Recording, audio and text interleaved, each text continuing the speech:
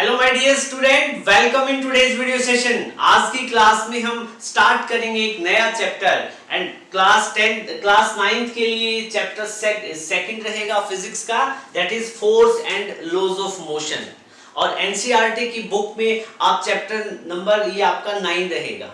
Okay, so without making any delay करते हैं इस चैप्टर को start. So you know that हम फोर्स की बात करें तो बेसिकली फोर्स वर्ड आपने क्लास 8 में सुना हुआ है, और लॉज ऑफ मोशन ये बेसिकली कुछ न्यूटन्स के लॉज है जो मोशन को डिफाइन करने के लिए गिवन है।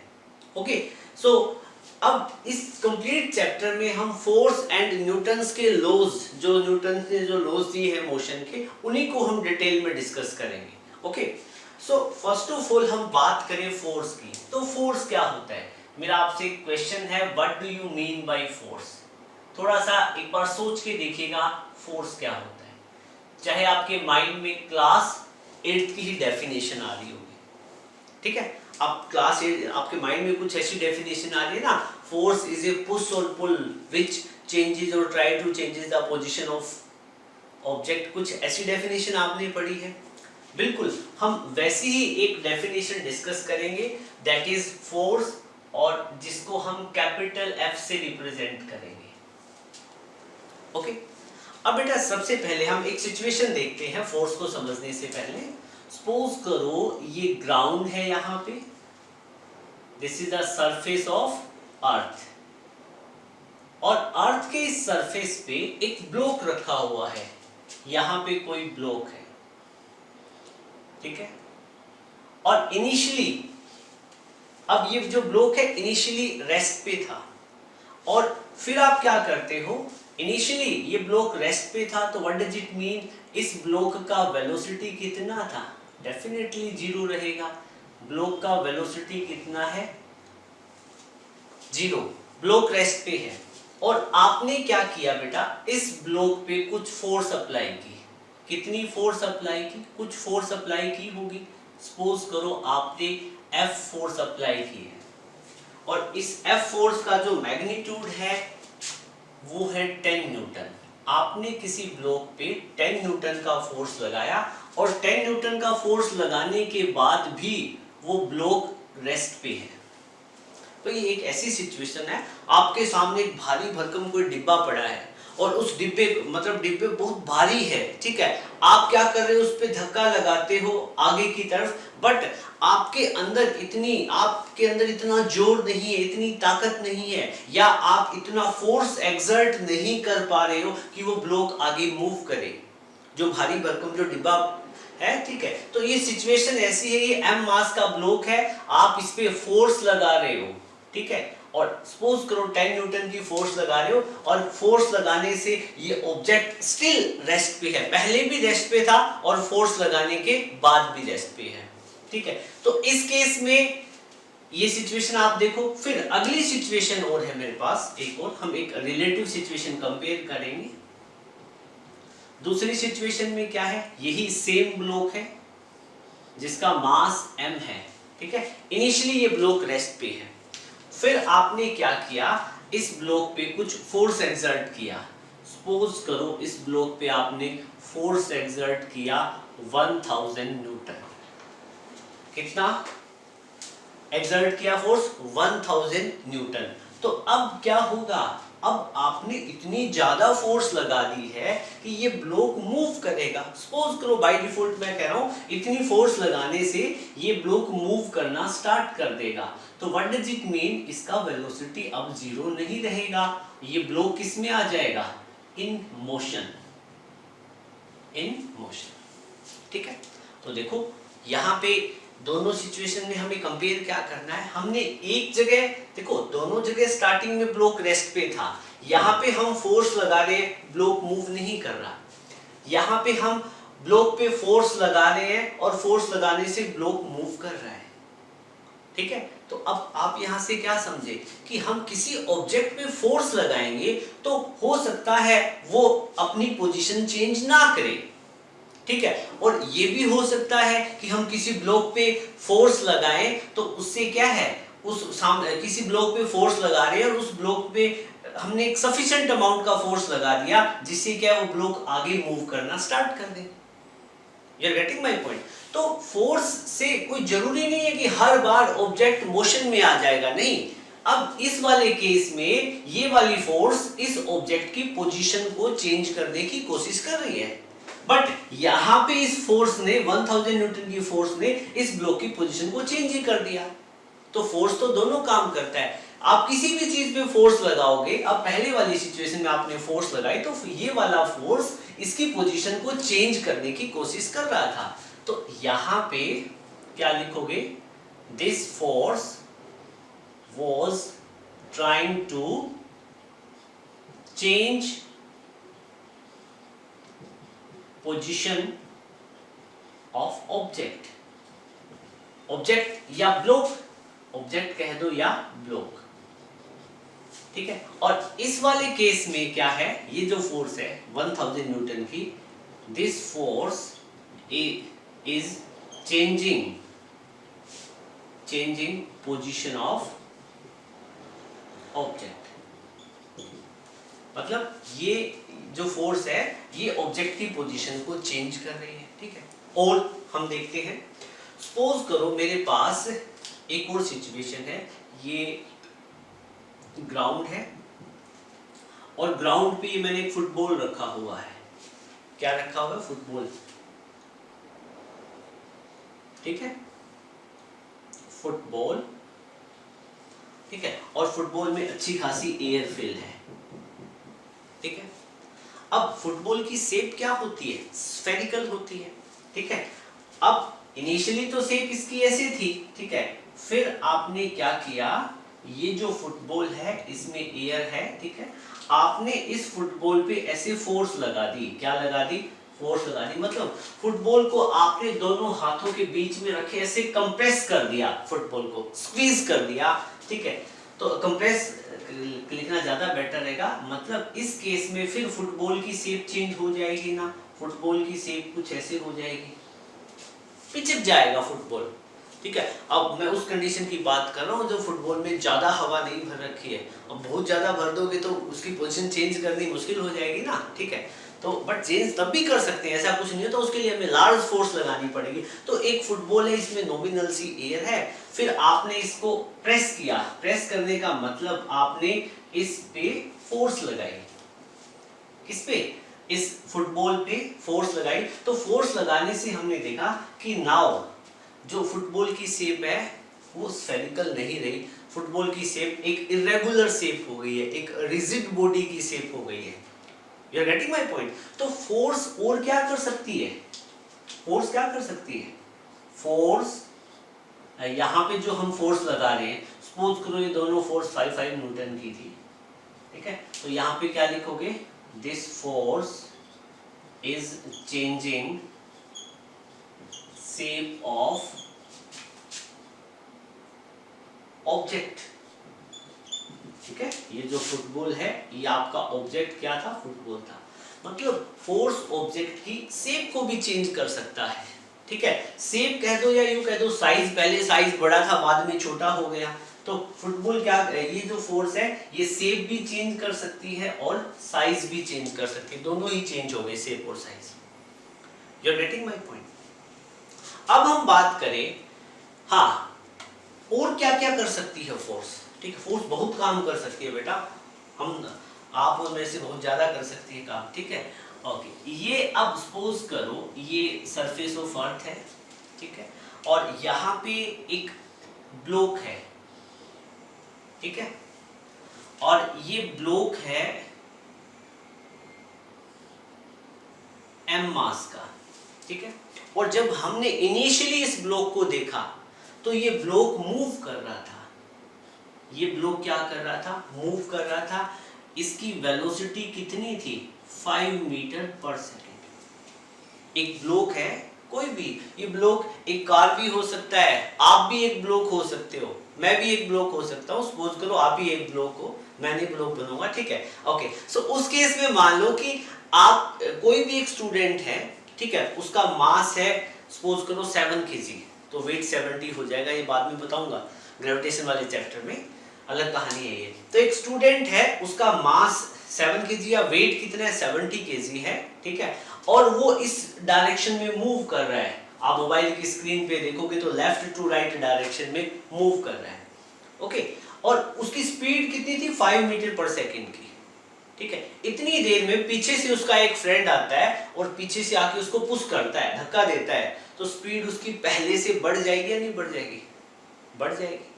स्पीड कह दो, वेलोसिटी कह दो, चेंज हो जाएगा ना, क्योंकि वेलोसिटी स्पीड प्लस डायरेक्शन होती है। स्पीड चेंज होगी तो भी वेलोसिटी चेंज हो जाएगी। तो यहाँ पे आपने देखा, जब पहले वो स्टूडेंट मूव कर रहा था 5 मीटर पर सेकंड से, लेकिन जब आपने उस पे एक्स्ट्रा फोर्स लगाई, आपने उसको पुश किया, तो पुश करने से उसकी वेलोसिटी क्या कर गई? इंक्रीज कर गई।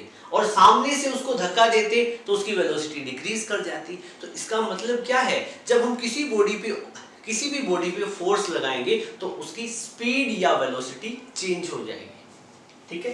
तो यहां पे देखिएगा, यहां पे लिखो इफ यहां पे ये ऑब्जेक्ट मूव कर रहा है 5 मीटर पर सेकंड की वेलोसिटी से इनिशियली मैंने लिख दिया, ठीक है।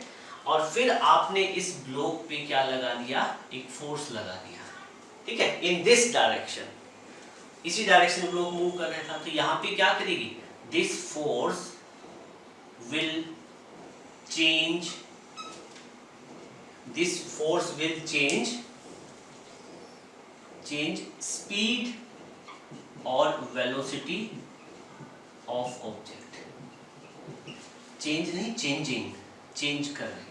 तो फोर्स किसी भी बॉडी की स्पीड और वेलोसिटी को भी चेंज कर सकती है। अब हमने देखो ये कई सारी सिचुएशन देख ली, एक सिचुएशन और बताता हूँ, ठीक है। अब सपोज करो कि ये हमारे पास ग्राउंड है, ठीक है, ये ग्राउंड थोड़ा सा बड़ा बना देता हूँ, ठीक है, क्योंकि बड़े ग्राउंड की रिक्वायरमेंट रहेगी अपने को, ठीक है। अब एक बात बताओ बेटा, सपोज करो ये एक क्रिकेट बॉल है, this is a cricket ball, ठीक है, क्रिकेट बॉल, ठीक है। क्रिकेट बॉल को, अब ये क्रिकेट बॉल है, कोई भी एक ऑर्डिनरी बॉल हो सकती है, ये बॉल को आपने इस पे फोर्स लगाया, तो आप क्या कर सकते, जैसे फोर्स लगाओगे तो आप डिपेंड आप पे करेगा ना, आप इस बॉल को एक स्ट्रेट पाथ में भी मूव करवा सकते हो। You are getting my point? आप इस बॉल पे फोर्स लगाओ तो ये बॉल इस स्ट्रेट पाथ में भी मूव कर सकती है ना, ठीक है। और मान लो आप इस बॉल की डायरेक्शन चेंज करना चाहो, तो इस बॉल को इधर मूव करवाना चाहो तो ये बॉल इधर भी मूव कर सकती है। You are getting my point? मतलब फोर्स में वो कैपेबिलिटी होती है जो डायरेक्शन को चेंज कर सकती है। You mean to say force has capability to change the direction, वो डायरेक्शन को चेंज कर सकती है। तो यहाँ पे आप क्या लिखोगे? इस डायग्राम को हम कुछ ऐसे बना लेंगे, ठीक है। कई सारे केस बनते हैं इस तरह के डायग्राम में। अब सपोज करो, इसका एक एग्जांपल आप देखते हो, आप क्रिकेट के फैन हो तो आपने देखा हो कि जैसे ही बॉलर बॉलिंग करता है और जैसे ही बैट्समैन की तरफ बॉल डालता है, तो बैट्समैन डिसाइड करता है ना कि बॉल को किस डायरेक्शन में हिट करना है, ओके। अब मान लो कि उसको लॉन्ग ऑन पे लगाना है, लॉन्ग ऑफ पे लगाना है, ठीक है, या कहीं पे भी उसको शॉट की मतलब हिट करना है बॉल को, पर्टिकुलर डायरेक्शन बैट्समैन पे डिपेंड करेगी, ठीक है। तो इस केस में आप ये भी लिख सकते हो, यहाँ पे ये ग्राउंड ड्रॉ कर दो बेटा, ठीक है, ग्राउंड सरफेस ऑफ अर्थ है, और यहाँ पे ये बॉल है, और इस बॉल का एक तो पाथ ये है, ये क्या चीज है, पाथ 1, ठीक है, और एक कोई पाथ ये है, पाथ 2। कितने पाथ है? इनफाइनाइट पाथ है, हम तो पर्टिकुलर दो ही पाथ की बात करेंगे। आप इस बॉल पे सपोज करो इस डायरेक्शन में फोर्स लगाते, ठीक है, तो ये बॉल कहाँ मूव करती? ये बॉल इधर इस डायरेक्शन में मूव करती। You are getting my point, ठीक है। और आप इस बॉल पे इस डायरेक्शन में फोर्स लगाते, सपोज करो इस डायरेक्शन में यूं फोर्स लगाते, तो ये बॉल कहाँ मूव करती? यहाँ पे, ठीक है। ऐसा नहीं है कि जैसे ये तो ब्लैक कलर की बॉल थी, आपने फोर्स लगाई तो इसका कलर ब्लू हो गया, एज इट इज ऐसा नहीं होता, ठीक है। ये तो मैंने वैसे ही ड्रॉ कर दिया है, ये बॉल देखो। तो मतलब क्या है, आप पे डिपेंड करेगा कि मतलब फोर्स जिस डायरेक्शन में लगाओगे ऑब्जेक्ट का मोशन उसी डायरेक्शन में हो जाएगा। ठीक है, तो यहाँ पे लिखो फोर्स क्या कर सकती है, दिस फोर्स, ये जो ऊपर दिखा रखी है, this force is changing direction of motion, direction of motion. ठीक है, और कोई जरूरी नहीं है कि डायरेक्शन ऑफ मोशन चेंज करने के लिए ऑब्जेक्ट का रेस्ट पे होना जरूरी है। अभी एक क्रिकेट बॉल नीचे पड़ी थी, आपने बैट से इस डायरेक्शन में उसको हिट किया तो बॉल इधर जाएगी, इस डायरेक्शन में हिट किया तो बॉल इधर जाएगी। ठीक है, आपके पास एक ऑलरेडी मूव करती हुई बॉल आ रही है जैसे बॉलर कर रहा था। ठीक है, तो आप फोर्स की हेल्प से, फोर्स क्या कर सकती है, फोर्स इतनी कैपेबल है, वो बॉल रेस्ट पे हो तो भी उसकी डायरेक्शन चेंज कर सकते हैं हम किसी भी पर्टिकुलर डायरेक्शन में। ठीक है, कोई भी पर्टिकुलर डायरेक्शन दे सकते हैं, और कोई बॉल ऑलरेडी मोशन में है, कोई ऑब्जेक्ट ऑलरेडी मोशन में है तो उसकी भी हम डायरेक्शन चेंज कर सकते हैं। ठीक है, अब ये तो सारी चीजें क्लियर होगी। अब ये सारे डायग्राम आपको बनाने हैं सीक्वेंस में, ये फर्स्ट, ये सेकंड, ये थर्ड और ये फोर्थ और ये फिफ्थ। ठीक है, तो हमने क्या देखा, फोर्स ने क्या क्या किया, फोर्स ने ऑब्जेक्ट की पोजीशन चेंज करने की कोशिश की, यहाँ पोजीशन चेंज ही कर दी, यहाँ शेप और साइज चेंज कर रही है फोर्स, या चेंज करने की कोशिश कर रही है। ठीक है, अब देखो शेप और साइज कोई जरूरी नहीं है कि फोर्स लगाने से चेंज होगा। हाँ, आपकी फोर्स एक एम्पल अमाउंट की है तो फोर्स की ऑब्जेक्ट की शेप और साइज चेंज हो जाएगा। ठीक है, यहाँ पे आप देखो ऑब्जेक्ट जो फोर्स क्या करती है, डायरेक्शन चेंज करने की कोशिश भी कर सकती है और कर भी सकती है। ठीक है, तो दोनों सी बात है। अब सपोज करो एक भारी भरकम कोई एक कार है और वो आपकी तरफ मूव करती हुई आ रही है। ठीक है, और आप उसकी डायरेक्शन चेंज करना चाहते हो, वो राइट टू लेफ्ट आ रही है, आप चाहते हो उसको बैकवर्ड डायरेक्शन में पुश करना, तो डिपेंड करेगा ना कि आप कितनी फोर्स लगाओगे। आपने जितनी फोर्स कार आप पे लगा ली, आपने उससे ज्यादा फोर्स कार पे लगा दी, तो उस केस में कार की डायरेक्शन चेंज हो सकती है। ठीक है, तो ये सारी सिचुएशन हम डिस्कस कर चुके हैं। अब हम फोर्स की डेफिनेशन पे बात करेंगे। एक लंबी चौड़ी सी डेफिनेशन आप यहां से नोट कर सकते हो। ठीक है, तो देखो फोर्स क्या है, force is a physical quantity which changes or try to changes the position, shape, size, speed and direction of object। ठीक है, मतलब फोर्स क्लियरली, फोर्स की डेफिनेशन क्लियर हो चुकी है। क्या डेफिनेशन बनेगी, मेरे साथ आप एक बार खुद बोल के ट्राई करो। Force is a physical quantity which changes और try to changes position, speed, shape, size and direction of motion of object या body। ये क्या रहेगा, फोर्स। तो होपफुली ये आपको फोर्स की डेफिनेशन क्लियर हो चुकी है। आप पहले डेफिनेशन नोट करोगे और फिर ये सारे के सारे केसेस है उस डेफिनेशन के नीचे लिखोगे। ओके, नोट करें।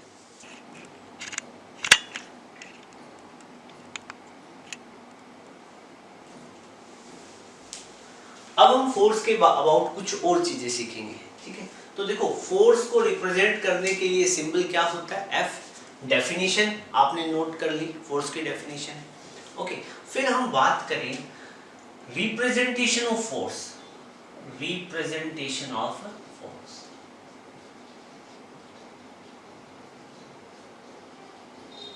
देखो बेटा फोर्स का जो एग्जैक्ट रिप्रेजेंटेशन है, फोर्स को हम कैपिटल एफ और स्मॉल एफ लेटर से रिप्रेजेंट करते हैं। ठीक है, और आपको पता है फोर्स एक वेक्टर क्वांटिटी है।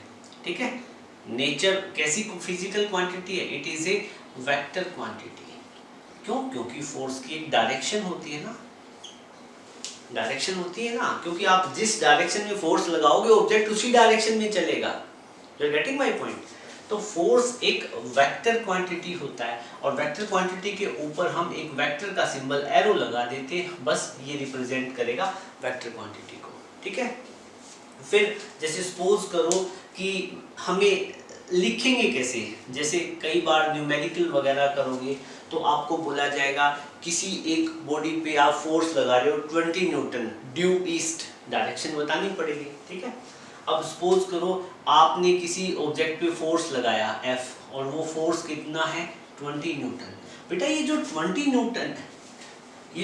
न्यूटन है ये फोर्स का मैग्नीट्यूड है, और साथ में अब आपने जब इसके ऊपर एरो लगा दिया तो यहाँ डायरेक्शन लगानी पड़ेगी। तो डायरेक्शन क्या है, ईस्ट वेस्ट नॉर्थ जो भी है, ठीक है। तो वेक्टर क्वांटिटी, देखो फोर्स एक वेक्टर क्वांटिटी है, तो वेक्टर क्वांटिटी में क्या होता है, मैग्नीट्यूड और डायरेक्शन दोनों होते हैं। तो ये फोर्स का मैग्नीट्यूड बन गया, ये क्या बन गया, डायरेक्शन, ठीक है। आप जितनी ज्यादा फोर्स लगाते हो ना, तो फोर्स का आप क्या करते हो, मैग्नीट्यूड चेंज करते हो, ठीक है। सपोज करो एक ब्लॉक मेरे सामने था, उस ब्लॉक को धक्का दिया मैंने 20 न्यूटन से, तो मैंने मेरा जो फोर्स का मैग्नीट्यूड है 20 न्यूटन, और ये वाली डायरेक्शन सपोज करो राइट है, टुवर्ड राइट, ठीक है। तो मैंने राइट की तरफ फोर्स लगाई 20 न्यूटन, और सपोज करो अब मैंने और ज्यादा उस ब्लॉक पे ज्यादा मतलब लार्ज अमाउंट में मैंने फोर्स एक्सर्ट किया है, ज्यादा ताकत लगा के धक्का दिया उसको, ऑब्जेक्ट को। तो उस केस में मान लो मैंने 50 न्यूटन फोर्स एक्सर्ट किया उस ब्लॉक पे, तो अब डायरेक्शन तो वही है, डायरेक्शन क्या वो है, तो मैंने चेंज क्या किया, फोर्स तो चेंज हो जाती है, तो फोर्स का मैग्नीट्यूड चेंज है। तो फोर्स किस किस चीजें कोई चेंज होने से होगी, उसका मैग्नीट्यूड चेंज होता है तो फोर्स चेंज होगी, और डायरेक्शन चेंज होता है तो फोर्स चेंज हो जाएगी, ठीक है। तो ये आपको अच्छे से नोट कर देना है। तो फोर्स को आप इसी तरीके से लिख दोगे, F vector is equal to 10 newton, ठीक है, अपवर्ड डायरेक्शन में, ठीक है। सिंपली आपको मैग्नीट्यूड लिखना हो, सिर्फ मैग्नीट्यूड की टर्म में हम लिखते हैं, तो ऐसे लिख देंगे, F is equal to 20 newton लिखा है ना, तो हमने सिर्फ फोर्स का वहां मैग्नीट्यूड लिखा है, एरो ऊपर लगा दिया, तो साथ में आपको डायरेक्शन मेंशन करना एसेंशियल है, ठीक है। तो स्मॉल f 20 न्यूटन है, कैपिटल F 20 न्यूटन, इसको स्मॉल f 10 न्यूटन, ठीक है। तो ये जस्ट मैग्नीट्यूड रिप्रेजेंट कर रहा है, ठीक है। तो ये बेसिक सी बातें थी। हाँ, अब यूनिट SI यूनिट की बात करें, फोर्स को मेजर करने की SI यूनिट क्या होती है, स्टैंडर्ड इंटरनेशनल, जो पूरे वर्ल्ड वाइड एप्लीकेबल होती है। तो फोर्स को मेजर करने के लिए यूनिट होती है न्यूटन, और इसका symbol capital N, don't forget, आपको कैपिटल N से ही लिखना पड़ेगा, ठीक है। तो अब जैसे सपोज करो, लाइक मैंने अभी यहाँ पे लिखा है, जैसे एक जगह मैंने फोर्स लिख दी, फोर्स का मैग्नीट्यूड लिख रहा हूँ जस्ट, वो लिख दिया 100 न्यूटन, तो 100 न्यूटन ऐसे लिखना पड़ेगा, न कि 100 स्मॉल n लिखोगे तो वो गलत हो जाएगा। या तो 100 न्यूटन ऐसे लिखो, या फिर ये ठीक रहेगा, या फिर 100 न्यूटन ऐसे लिखो, ये भी ठीक है, ठीक है। तो फोर्स का SI यूनिट क्या रहेगा, SI यूनिट मेजर करने का न्यूटन, आपको याद रखना है। हाँ, एक मैं CGS यूनिट और बता देता हूँ, आपके सिलेबस में नहीं है लेकिन फिर भी लिख लो, CGS यूनिट, ठीक है। अब आप कहोगे सर ये CGS कैसे है, ये मेजरमेंट करने का एक अलग सिस्टम है। जैसे SI सिस्टम में मास को किलोग्राम में, ठीक है, टाइम को सेकंड में मेजर करते हैं, लेंथ को मीटर में मेजर करते हैं, सिमिलरली CGS एक अलग मेजरमेंट करने का सिस्टम है, ठीक है। इसमें क्या होता है, मास को ग्राम में, लेंथ को सेंटीमीटर में, और टाइम को सेकंड में मेजर करते हैं। और इस CGS सिस्टम में फोर्स की यूनिट को हमने न्यूटन नहीं बोला, यहाँ हमने बोला है डाइन। तो CGS सिस्टम में फोर्स की यूनिट क्या होगी, डाइन, क्या रहेगी, डाइन। और मैं आपको रिलेशन बताऊं न्यूटन और डाइन का, नोट करो, ठीक है, नोट, ठीक है। 1 न्यूटन इज इक्वल टू 10 की पावर 5 डाइन। कुछ स्टूडेंट इसको डाइन बोलते हैं, डाइन नहीं होता है, ठीक है। तो मतलब 1 न्यूटन 10 की power 5, 1 newton is equal to 10 की पावर 5 डाइन। आई थिंक ये 1 लाख हो गया ना, ठीक है। तो 1 न्यूटन इज इक्वल टू 10 की पावर 5 डाइन, ये आप नोट कर लेना, ठीक है। इन केस आप क्लास 11th में साइंस स्ट्रीम चूज करोगे तो आपके लिए काफी हेल्पफुल टूल रहेगा, ठीक है, नोट करें। Okay, now we will study about type of force. तो फोर्स बेसिकली 2 टाइप की होती है, first one is balanced force and second one is unbalanced force. तो ये जो फोर्स के टाइप है, फोर्स 2 टाइप की है, बैलेंस्ड और अनबैलेंस्ड, ठीक है। फर्स्ट ऑफ ऑल हम डिस्कस करेंगे that is balanced force. Balanced force क्या होती है, ठीक है। बैलेंस्ड फोर्स की डेफिनेशन आप नोट करें, फिर हम उस पर काफी डिटेल में डिस्कशन करेंगे। देखो बैलेंस्ड फोर्स क्या होती है, if two forces are applying on an object or body simultaneously of equal magnitude but in opposite direction. मतलब क्या है, बैलेंस फोर्स के केस में क्या होगा, if two equal and opposite forces, मतलब equal in magnitude and opposite in direction, okay, on any object simultaneously, then that object will be at rest or in uniform motion under the application of both forces. Okay, समझ में नहीं आया कोई बात नहीं, देखो definition आप note कर लो, ठीक है। पहले मैं आपको समझाता हूँ सिचुएशन क्या है। आपके एनसीईआरटी का एग्जांपल लेते हैं। देखो यहाँ एक मेरे पास कोई टेबल है, ठीक है, और ये टेबल मेरे को ऐसी बनानी आती है, और इस टेबल को आपने ग्राउंड पे रखा हुआ है। This is the surface of earth, ठीक है, एंड दिस इज टेबल। और इस टेबल के ऊपर यहाँ पे कोई एक ब्लॉक है, कोई भी एक ब्लॉक है जिसका मास m है, ठीक है। अब सपोज करो इस ब्लॉक के साथ में आपने एक स्ट्रिंग लगा रखी है, इस ब्लॉक के साथ में आपने एक रस्सी लगा रखी यहाँ पे, एक रस्सी लगा रखी यहाँ पे, ठीक है। अब बेटा मैं क्या करता हूँ, इस ब्लॉक, ये जो रस्सी, अब इस ब्लॉक के साथ में जो रस्सी लगी हुई यहाँ पे, मैं इस रस्सी को ऐसे पुल करता हूँ कुछ फोर्स लगा के, सफिशिएंट मैंने फोर्स लगा दी है, तो क्या होगा, ये ब्लॉक इस डायरेक्शन में मूव करेगा, नेचुरल सी बात है, ठीक है। तो आप इस ब्लॉक पे जो फोर्स लगाओगे तो ये ब्लॉक इस डायरेक्शन में मूव करेगा, ठीक है। अब मान लो कि मैंने ये वाली फोर्स हटा दी, ठीक है। अब इस ब्लॉक पे मैं फोर्स लगा रहा हूँ इस डायरेक्शन में सफिशिएंट अमाउंट की, तो क्या होगा, ये ब्लॉक इस डायरेक्शन में मूव करेगा, ठीक है।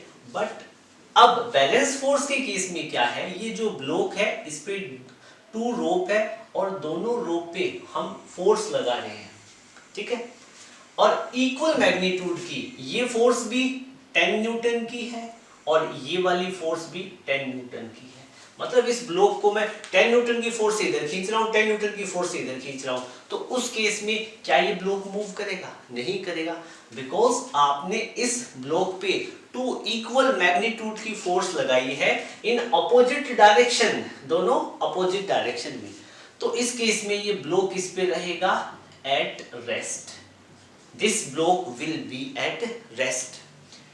तो इस केस में हम क्या बोलेंगे कि ये किसका केस है, बैलेंस फोर्स का, ठीक है। दूसरा और एक और एग्जांपल बताता हूं आपको, ठीक है। ये सपोज करो यहाँ पे ये ग्राउंड है, ये आपने देखा होगा in tug of war, tug of war में क्या होता है, एक तो आपके पास रस्सी होती है और यहाँ पे बहुत सारे पर्सन होते हैं, ठीक है। सपोज करो ये पूरी क्लास 9th A है और यहाँ पे ये 9th B है, ठीक है, और C वाले बेचारे यहाँ पे देख रहे हैं, ठीक। तो इस केस में ये टग ऑफ वॉर है, टग ऑफ वॉर में क्या होगा, ये वाले यहाँ पे जो 9th A के स्टूडेंट है, ये रस्सी को अपनी तरफ खींचेंगे F4 से, ठीक है, और ये जो 9th B वाले स्टूडेंट है, ये रस्सी को अपनी तरफ खींचेंगे। मैं दोनों क्लास में से किसी को हराऊंगा नहीं, फिर 9th A वाले कहेंगे सर ये आप 9th A वाले A वालों को जितवा दिया, तो वो कहेंगे सर फिजिक्स वाले सर अच्छे हैं, B वालों को जितवाया तो वो कहेंगे सर अच्छे हैं, लेकिन मैं तो कहूंगा कि दोनों ही कहेंगे फिजिक्स वाले सर अच्छे हैं, ठीक है ना। ओके, सो इस केस में सपोज करो कि कहानी क्या है, टग ऑफ वॉर में ये तो है रोप, ये क्या चीज है, रोप, रोप को दोनों तरफ से खींचती है, एक टीम इधर खींचेगी, दूसरी टीम उधर खींचेगी, ऐसा होता है ना बेटा, ठीक है। तो उस केस में मान लो ये रस्सी अपनी पोजीशन पे रहे, एट रेस्ट रहे, रस्सी क्या है, एट रेस्ट रहे, मतलब अब मान लो कि रस्सी मूव करी, मतलब मूव करने का मतलब क्या है कि मान लो कि ए सेक्शन वालों ने ज्यादा फोर्स लगा ली तो बी वाले गिर जाएंगे, और बी वालों ने लगा ली ज्यादा फोर्स तो ए वाले गिर जाएंगे। जब इक्वल फोर्सेस लगाएगी दोनों टीम, ए इधर लगाएगी बी इधर लगाएगी, तो इक्वल फोर्स लगेगी, तो उस केस में नेट फोर्स इस रोप पे कितनी लगेगी, 0 लगेगी। मतलब इस फोर्स पे नेट फोर्स कितनी हो जाएगी, 0 हो जाएगी, ये रोप रेस्ट पे रहेगी और दोनों मैच क्या हो जाएगा, फिर टाई हो जाएगा। तो जब मैच टाई होने वाली कंडीशन हो, ठीक है, और उस केस में ये कंडीशन किसकी बनेगी, बैलेंस फोर्स की। तो ऐसे बहुत सारे एग्जांपल है हमारे पास, you are getting my point.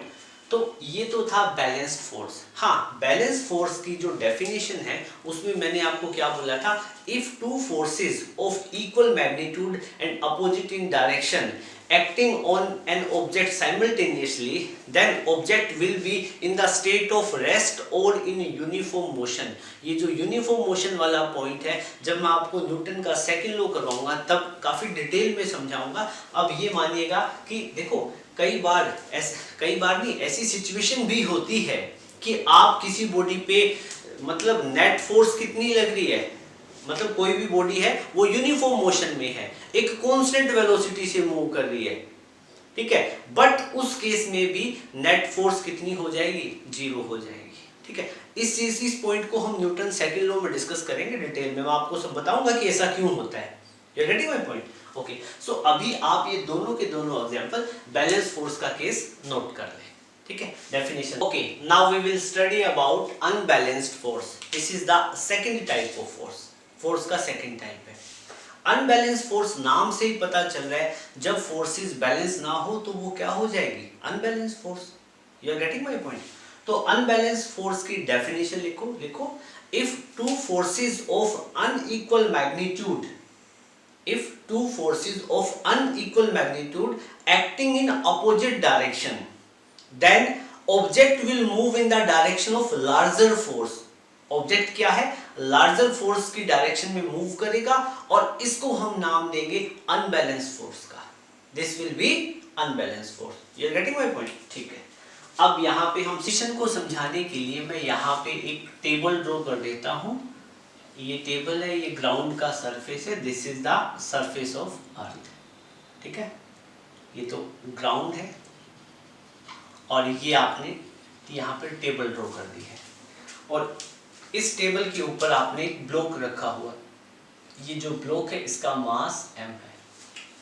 अब सपोज करो इस ब्लॉक पे आप इस डायरेक्शन में फोर्स लगा रहे हो F1 और इस डायरेक्शन में फोर्स लगा रहे हो F2, ठीक है, दो फोर्स लगा रहे हो F1 और F2, ठीक है। आप सिंपली वेक्टर सिंबल ना यूज करें क्योंकि 9th में वेक्टर सिंबल ज्यादा यूज नहीं करते, एनसीईआरटी में तो गिवन भी नहीं है, मैंने वैसे ही बता दिया आपको। अब आप इस ब्लॉक पे दो फोर्स लगा रहे हो, F1 फोर्स इधर लगा रहे हो, F2 उधर लगा रहे हो, ठीक है। और अनबैलेंस फोर्सेस के केस में एक फोर्स ज्यादा होगी, दूसरी क्या होगी, कम होगी, ठीक है। सपोज करो if F1 is greater than F2, देखो दोनों फोर्स अपोजिट डायरेक्शन में लग रही है, एक ऑब्जेक्ट पे साइमल्टेनियसली लग रही है और ऐसा हो जाए कि इस ब्लॉक पे जो लगने वाली फोर्स है F1 ये ज्यादा हो, F1 फोर्स लार्जर हो एज कंपेयर टू F2, ये तो फोर्स हो गई 100 न्यूटन की और ये हो गई 50 न्यूटन की, इसका ये फोर्स होगी कितनी, 60 न्यूटन की, कितनी होगी, 60 न्यूटन की। तो उस केस में ब्लॉक कहाँ मूव करेगा, लार्जर फोर्स की डायरेक्शन में, मतलब in this situation the block will move in this direction. So this is the case of unbalance force, ये अनबैलेंस फोर्स का केस है। तो इस केस में if F1 is greater than F2 then force then block moves in direction of F1। Block क्या है, F1 force की direction में मूव करेगा, in direction of F1 force, मतलब ब्लॉक लार्जर फोर्स की डायरेक्शन में मूव करता है। अब ब्लॉक कितनी फोर्स के साथ में मूव करेगा, विद नेट फोर्स। अब जब ब्लॉक मूव करेगा तो उस पे नेट फोर्स कितनी लगेगी, बताओ कितनी लगेगी, नेट फोर्स कितनी लगेगी, F लगेगी, और वो F1 और F2 का F1 माइनस F2 कर देंगे, ठीक है बेटा। जब ब्लॉक इस डायरेक्शन में मूव करेगा तो जो ब्लॉक पे लगने वाली नेट फोर्स है क्या है, नेट फोर्स ब्लॉक पे लगेगी वो F1 माइनस F2 के इक्वल होगी। ठीक है, F1 फोर्स कितनी है, F1 100 न्यूटन, F2 कितनी है 60 न्यूटन। तो ब्लॉक पे जो नेट फोर्स लगेगी दैट विल बी 40 न्यूटन। जब ब्लॉक मूव करेगा तो वो ना तो 100 न्यूटन की फोर्स के साथ मूव करेगा ना 60 न्यूटन की, वो एक नेट 40 न्यूटन की फोर्स के साथ में मूव करेगा। You are getting my point. ठीक है, तो ये तो जस्ट मैंने समझाने के लिए बताया था। ठीक है, ये बना लिखना चाहो तो लिख लो, अदरवाइज कोई रिक्वायर्ड नहीं है। ठीक है, ये आपको पता होना चाहिए।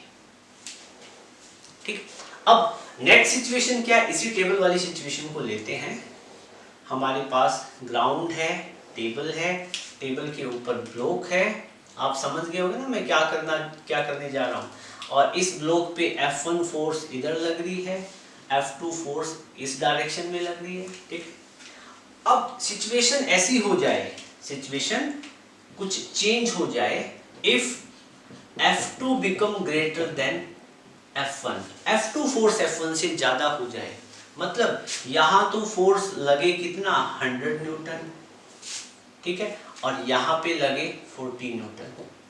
F2 फोर्स 100 न्यूटन की हो, F1 40 की हो, तो उस केस में ब्लॉक कहां मूव करेगा, block will move in the direction of F2 force, F2 force की डायरेक्शन में मूव करेगा। और मैं आपसे पूछूं विद व्हाट नेट फोर्स कितनी होगी, तो F2 माइनस F1 करोगे, ज्यादा में से कम फोर्स को माइनस करोगे। ठीक है, तो यहां पे then block will move in direction of F2 force, F2 force की डायरेक्शन में ब्लॉक क्या करेगा, मूव करेगा विद नेट फोर्स, कितनी नेट फोर्स के साथ में, F2 माइनस F1, मतलब नेट फोर्स F होगी जिसकी वैल्यू होगी क्या होगी, F2 माइनस F1, मतलब नेट फोर्स निकालनी हो तो F2 फोर्स की वैल्यू कितनी है 100 न्यूटन, F1 की वैल्यू कितनी है 40, और नेट इसमें से सब्सट्रैक्शन करोगे तो नेट फोर्स कितनी आ जाएगी 60 न्यूटन, मतलब नेट 60 न्यूटन फोर्स के साथ में ब्लॉक इस डायरेक्शन में मूव करेगा। You are getting my point. तो ये तो एक बेसिक, यूं कहेगा कि एक बेसिक सा कॉन्सेप्ट था टाइप ऑफ फोर्स को समझने के लिए। So it was all about today's class. Hopefully video आपको अच्छा लगा होगा, और आपको वीडियो अच्छा लगे तो इसको लाइक करना। चैनल आपने अभी तक सब्सक्राइब नहीं किया है या आप चैनल पे नए हो तो आप प्लीज चैनल को सब्सक्राइब करें। नेक्स्ट वीडियो में मिलेंगे एक नए टॉपिक के साथ में। So thank you, have a great day ahead.